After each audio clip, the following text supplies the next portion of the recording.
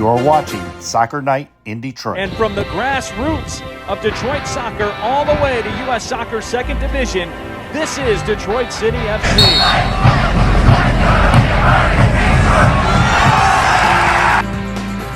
Dan Henry's in!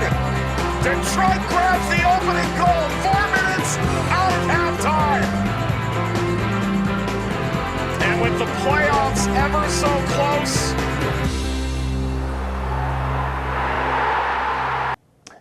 All right. A good friend once told me, Dave Everton, you all know who he is, where he handed over the captain's armband to me to play until the wheels fell off, when they're officially off. I've been thinking about this for a long time, but I've decided to officially retire. My knee cannot hold up anymore. I've exhausted all resources medically for my knee going forward, and I think it's the right decision now to step away from professional soccer. It's affecting my personal life massively off the field, and with a young family at home, I think it's the right decision to step away. What I'm going to miss the most is the togetherness, the community, the game day atmosphere, the competitiveness. You know, I'm never going to get that back, and I think I'm going to miss that the most. I want to say thank you to a lot of people in this situation. The fans, the supporters, the owners, the staff, the players, my family, my wife. You know, everyone played a massive part in my career here. This is me signing off as your captain.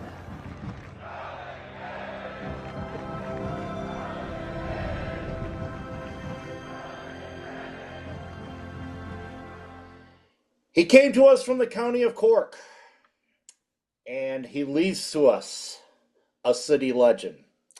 It was announced earlier this evening that Stephen Carroll will be retiring from Detroit City Football Club, effective immediately. He plans on going into the front office beginning of January in a role that has not been disclosed at the moment. So, Stephen Carroll leaves a legacy. He's been around since before I got there, Steve. 2017, that was his first game as a member of Detroit City when we were playing in the NPSL. Oh my. And over 200 plus appearances with the club. Was it 250 appearances with the club, I think it was? Yeah, 225, a double centurion. Wow. 225 appearances with the club. Longest tenured captain in the history. Well, not in the history of Detroit sports, in the history of Detroit City FC, obviously. Mm-hmm. But longest tenured captain in Detroit sports. Going off on his own terms. Unfortunately, as he said in the video, the wheels just fell off. Play until the wheels fell off. Yeah, he'd been having knee issues. I know he missed some time because he had his knee scoped. And couldn't continue anymore, unfortunately. So he just want to have a life with his wife and beautiful kid. I think he have a kid already, and I've been hearing he have another kid. So I don't blame him. You know what I mean? There's a lot important after soccer, and we have seen this over and over again. But he just want to have a life, not go for the grind. He was contracted to 2026, the last year at the stadium, and have a player option for 2027, the new stadium, but couldn't go anymore. USL Championship career, he's had total of 6 goals of his USL Championships career, but there's been many goals that he's had, like in NISA and in NPSL and whatnot. But you know, for a defender, probably one of the most consistent defenders. He's been a consistent rock with this club. And, you know, from the days back in NPSL up until the NISA, up until NPSL Members Cup, where I first saw him in action, and then through the NISA days and the last 4 seasons in the championship, he has been mentioned as one of the top, I would say, I mean, he's not under the quality. I mean, say of we've talked about defenders of the year and all that stuff, but he's been very consistent. Very consistent, and he would be the last line to defend if a goal get past Nate Steinkreuter had just swiped it away. It just on the line. It just great defender. We've seen it so many times. And 220, go ahead. 225 matches. The winner of the Black Arrow Award in 2018. Named captain after David Ederson retired from PSL play. He had played. He'd been a member for 3,059 days. He had 15 goals, 7 assists. What a legend! What a legend! Absolutely. And I can think of one picture that would describe everything. Back in 2021 at the Legends Cup, Mm-hmm. him just kneeling and Matt Lewis just standing there. That's an I iconic gotta remember photograph. that was the greatest all-time post celebration video. I don't know what Stephen Carroll, Matt Miller. They score a goal. They said they saw John DeBoer said, "Oh, legendary photo." I must say. Absolutely a legendary photo right there, and I mean, an iconic moment from I want to say an iconic season for Detroit City FC. That was the season of the first star, obviously winning the NISA championship in July of that year, and of course he ended up hoisting another trophy at the end of 2021 as well, the second championship in NISA before moving on to USL Championship. So lots of great memories there, and like a stalwart on that back line, a legendary, and of course the legendary duo that came into USL Championship. That following year, him and Matt Lewis together, and Uh-huh. those two. I mean you compare. I love to compare him, and I did this with Trevor James. I'd love to compare him to John Stones and Kyle Walker Oh, okay. Who are those two people for from people who don't Manchester know? City. Manchester City? Oh, yeah. Yeah, I compared them to those two because I mean, I couldn't think of a better or a more cohesive back line than that. And then you get the players like Devin Amumensa and later Michael Bryant to be part of that back line there. And you know, Stephen Carroll basically, if it wasn't for Nate Steinwasser, Stephen Carroll was the quarterback of that team. Oh, yeah. I agree.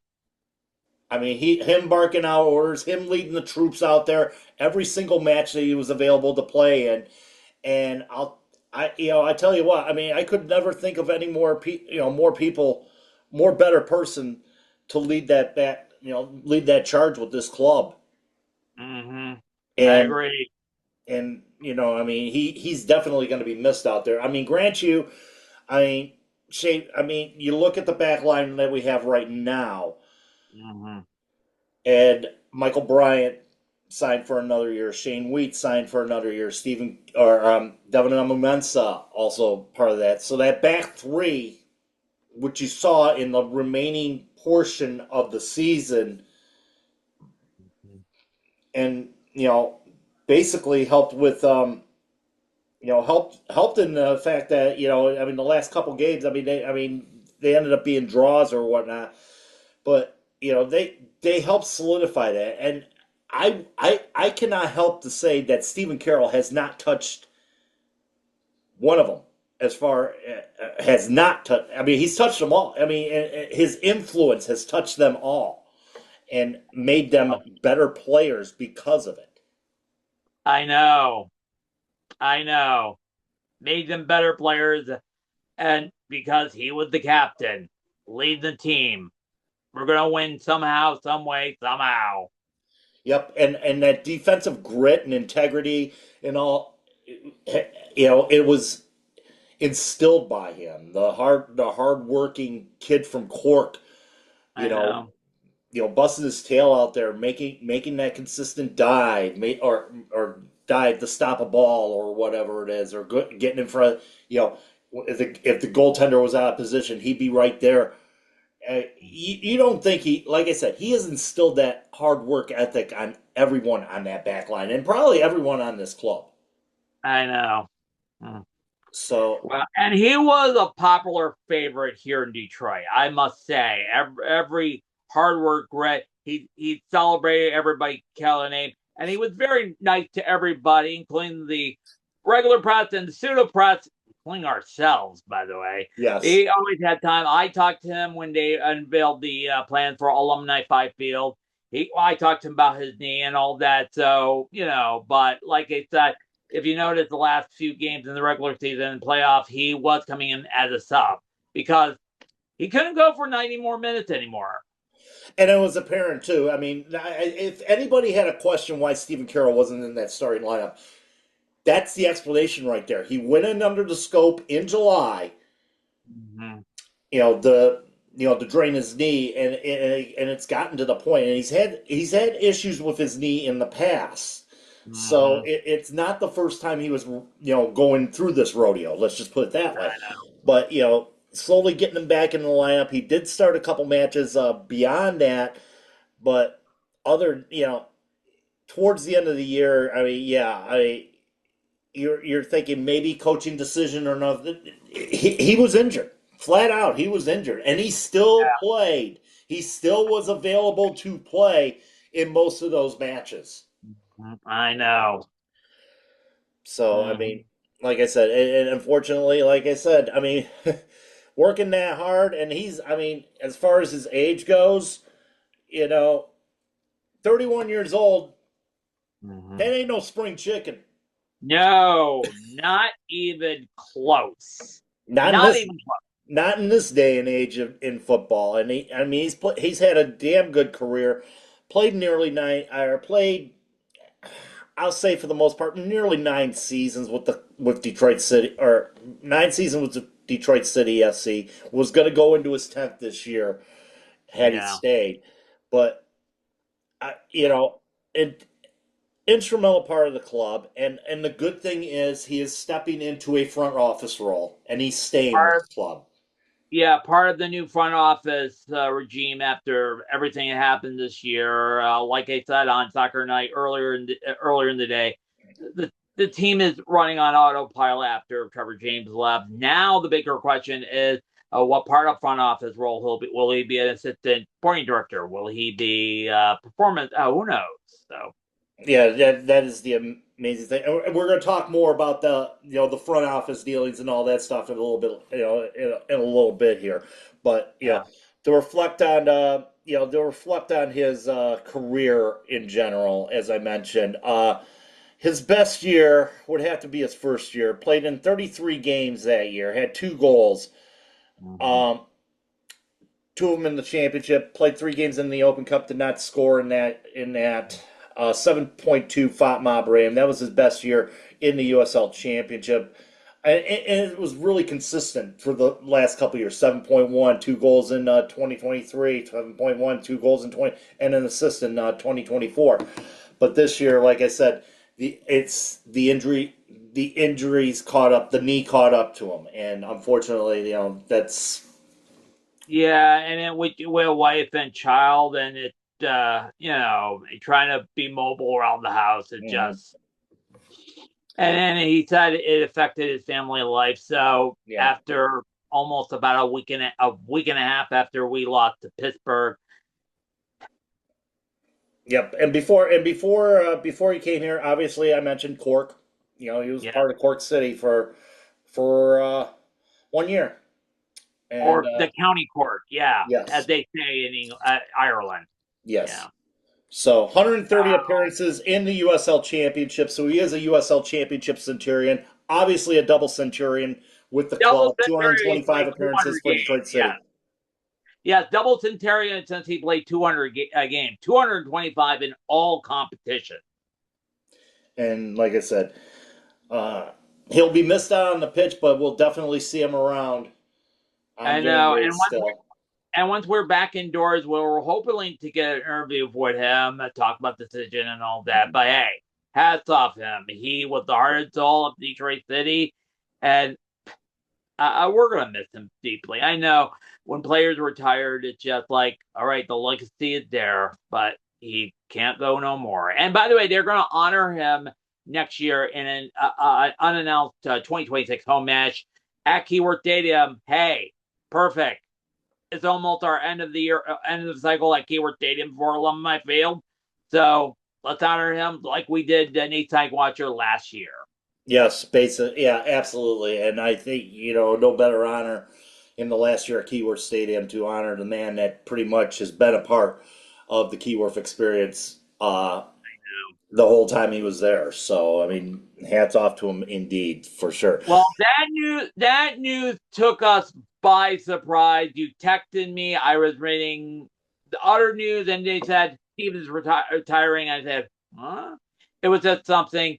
But there was other news. I thought it was very interesting to have him and Connor Rutz be a part, as part of that. Connor Rutz in the part of that meeting. The good news, though, the whole entire night, is that Connor Rutz has been extended to 2027, and there was we were talking about this last week during our on the musings about who should be a part of the next squad and all that stuff. But now it seems like it's starting to come together. Usually you don't announce these things, as you know, until 2 days after the championship, which happens on Saturday.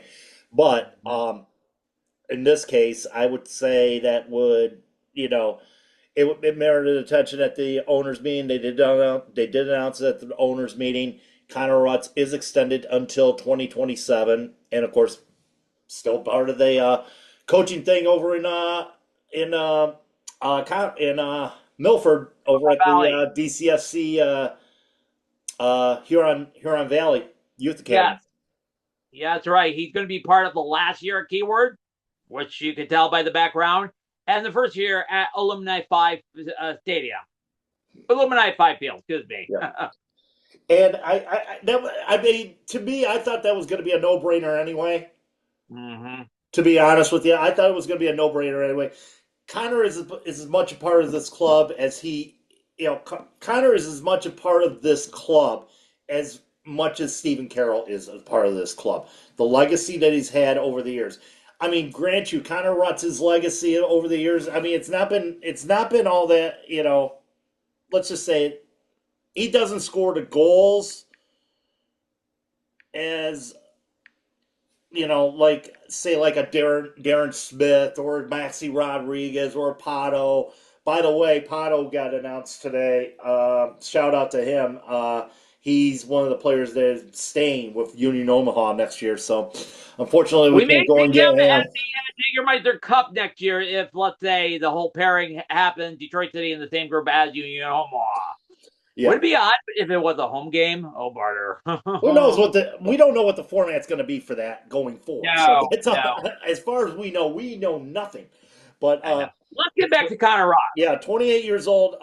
Like I said, I mean, the goal, okay, he's had 5, or actually total of, let's see, 9 goals in the championship. Couple of them bicycle kicks. Yeah, yes. bicycle kicks. I don't think in the championship, but definitely in Nisa there was one. There was a couple. I know. Connor Rutz, great guy, local kid. I'm thinking if he's healthy enough, he will probably end his career with GCFC. Yep. Of course, he suffered plantar fasciitis issues to end out his year. He's still in recovery as far as that goes. So, hopefully, he'll be available to us for the beginning of next season. And what can you say about? I mean, we have the detractors as far as a lot of people. And we've noticed this on like the message on the faithful page talking about him on the even in the Discord. I mean, not so much in the Discord, but more in the faithful page and all that stuff. As far as his, why is he part of this club? We can tell you why he's part of this club. How many times has he been in the lineup when Danny Dichio has been coaching? He's made, he made 22 appearances this year before getting injured, 24 appearances last year, 35 appearances in 2023. I know. Kind of the workhorse of the entire club. 37 appearances the year before that. So, I mean, he's as much a part of the great work of Detroit City FC as Stephen Carroll has been. I know. Yeah. I'm thinking probably in the twilight phase of the Nissa All-Stars. Remember that term when we came The into Nisa All Stars, USL? yeah. I mean, there's Yeah, not that many left. I mean, no, You got no, Reese, you got Connor, you got Devin, yes. and you got Michael Bryant. I know 4 players left from that Nissa back-to-back championship years. And Well, I mean, or even in Nisa in general, because remember we picked up Reese Williams and Devin Amumensa and Michael we Bryant. rescued them from the Michigan Stars. Yeah, yeah, we picked up those 3 going into USL Championship. Mm-hmm. So I know. basically, and although we haven't heard anything yet, nothing's official yet. Tatenda Makruva, you might as well say he's part of that group too, even though he only played like maybe one game and was in the 18 for in the lineup, not the starting 11, but in the lineup at least for 3 matches this year. So technically, he's a Nisa All Star. Uh-huh. Technically, even though we did sign him to a 1-year deal this year. So, but yeah, it's like I said, and Connor, he's always friendly, always works hard out there. And of course, my favorite, other than the bicycle kick, was that deke on Damian Laz last year. Yes. That's my favorite. Let me tell you, that was another legendary goal. I remember watching it from the stands, but when you saw the R angles of his goal, he literally got him flat-footed, off balance. That once you do that, the goal is open. And by the way, he was nowhere near David Lotz. He just slipped and said, "Boop," in, bye-bye. Yeah, kind of like what Albert Deekwood did 2 weeks ago to North Carolina, if you I, ask. But Deekwood did his basically from midfield. He was I he was like know. he was like in between midfield and the 18-yard marker. And I thought the goal would never go in. It was a slow moly. It was not Glasso. It was a slow mole.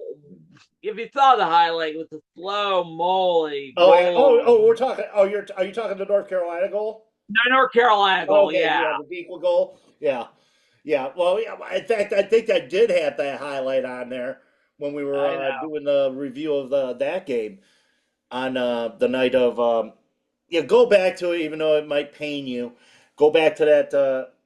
Go back to our episode after following the Pittsburgh match. We did show a highlight of Albert Deekwood's second goal, in which was the slow draining death of North Carolina FC at that point. I know. But getting back to Connor Rutz, he'll be part of the great team on his last season at Keyword. Mm-hmm. And hopefully go Good out on role top player. at the first Good role player.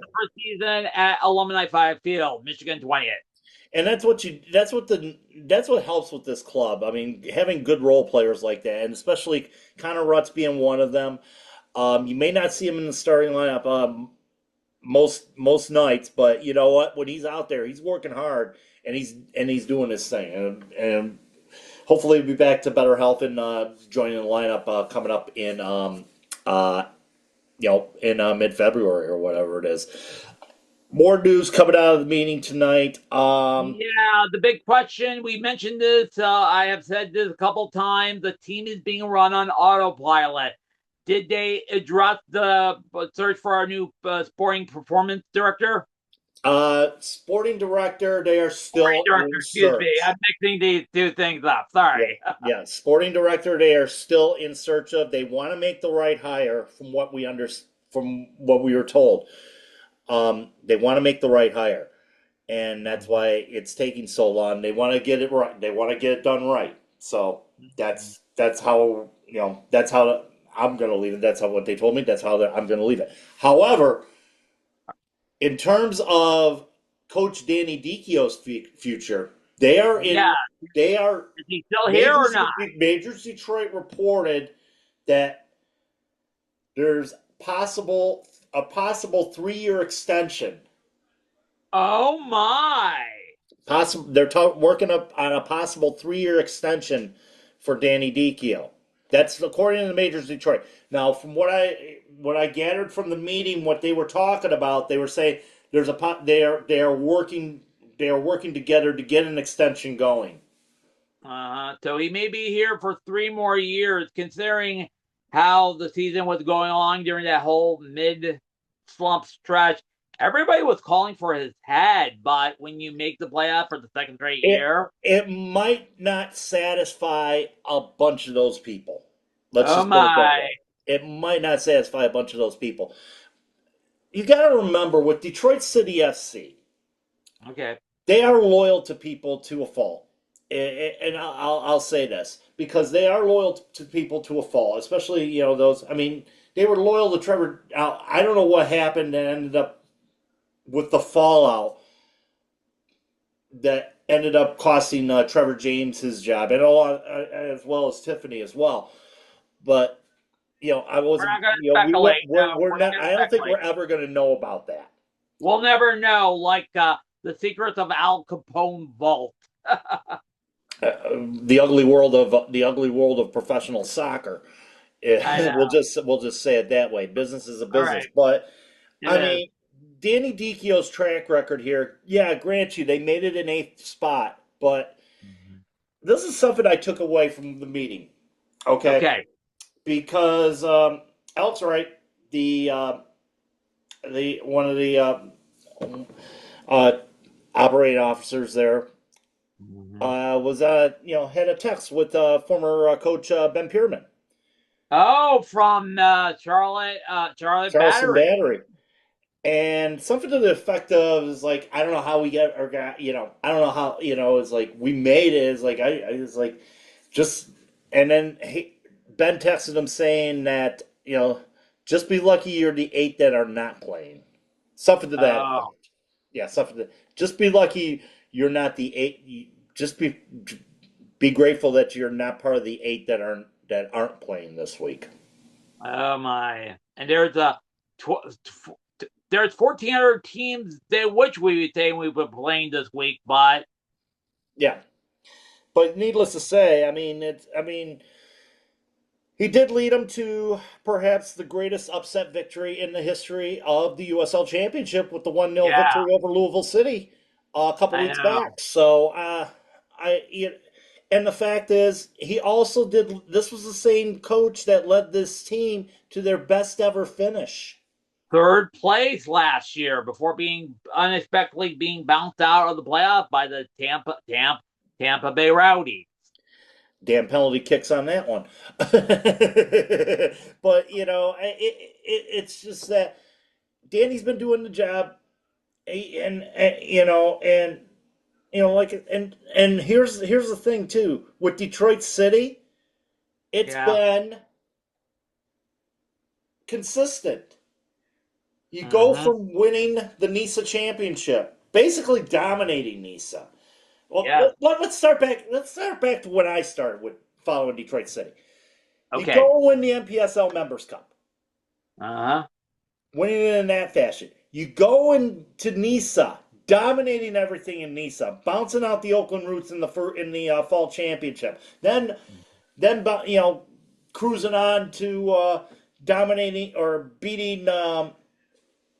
Winning the Legends Cup, winning the regular season, beating LA Force on July 4th weekend to win the championship, then cruising through the fall, one loss in that whole fall season to Reese Williams' Stumptown. Yeah, that was the club before he came to DCFC. Yeah. To he beat us at home 1-0. I remember. To Reese Williams' Stumptown team, and then going into going to the championship, first year of the playoffs, you lose to Ben Pierman and Memphis 901. Second year in the playoffs, you bounce out the Bob Lilly and the Riverhounds in the first round, fall to Lou City in a bad way. Third year, you get in the playoffs, lose to Tampa Bay in penalty kicks after achieving a third place finish and having hosting a playoff game at home. This year, beating Coach of the Year, Danny Cruz's Lou City juggernaut, who only lost one time the whole entire season. And not only that, you beat Coach of the Year, but you also did beat the Defender of the Year, and you also beat the Goaltender of the Year. Maybe the Player of the Year, too, but we'll find out on that on Saturday. Friday, by the way. Friday. But no, it's just the fact that,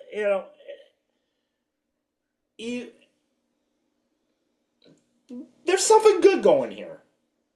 When you look back at it overall, we're blessed to see a team that has been consistently in the conversation, in the picture, and all that stuff. Something we hear find an identity. Hopefully, Danny Dichio will finally provide us with that identity. If the negotiations go well and all that stuff, he does stay. Maybe he starts bringing some of that identity here, and bringing in some winning soccer. More winning, or keeping up with but even better still to get that going. He brings some of his players in here. Some of these players that have been here for a little while have gone away. The Maxi Rodriguez is gone. Matt Lewis is gone. Now Stephen Carroll gone. Nate Steinwasser retiring last year. Danny Dichio now can start rubber stamping his own legacy here. I see that. Yes. And if he go through, he'll be managed 100 regular season games in the USL. That make him a managerial centenarian too, with one Trevor James. Could be, but and as I mentioned, like I said, he can start developing his own players, and Detroit City can finally get that identity that they have. They have the grittiness. He wants that grittiness there, but you know what? Having some goal scorers and some playmaking up the middle and good defending as well. All three facets of the game. Not to mention great goaltending. Oh yes. He's got two good goaltenders, and we've seen Carlos Herrera just had a phenomenal postseason. Tell me about it. Great, being in goal and shutting them out, getting 2 clean sheets before falling in penalty kicks. Yeah, and we don't really want to count those because unfortunately that's the great equalizer, but it is what it is at that point. So, but yeah, for the most part, I'll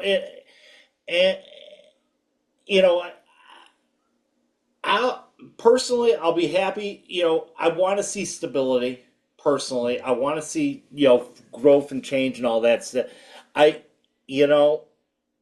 they're, and you look at it this way, if they're happy with Danny Dichio, then they're happy with Danny Dichio.